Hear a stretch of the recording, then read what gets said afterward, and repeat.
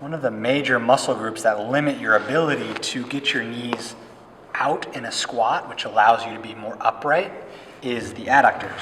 These muscles right here, especially at the attachment points. These cause so much grief in people because they do so much. They extend the hip, they flex the hip, they pull the knees in, they do a lot. So, to work on these, there's a variety of things that you can do, but one great way in the gym is to get a kettlebell. It's important that the kettlebell is elevated. If it's one of those really tiny, short, little baby kettlebells that weigh like 5 pounds or something, it's not going to work. You'll have to elevate it. You want to get a higher kettlebell, and you want to put it right at the attachment point of these inner thigh muscles.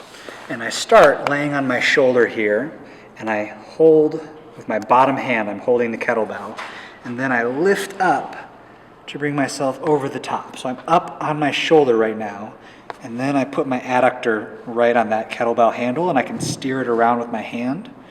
Once I'm there, I'm going to take that back foot and hook it behind the knee. This is important.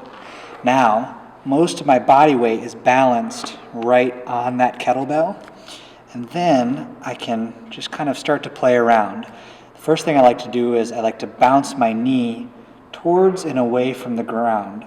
That's scrubbing the kettlebell up and down the length of this inner thigh muscle. So I'm scrubbing it up and down by kind of bouncing the knee. Or I can just inhale, breathe, and try to become more dead weight. Try to take more of my weight on the kettlebell. I can change my pelvic position, so I can arch my back and stick my butt out, and that'll change it.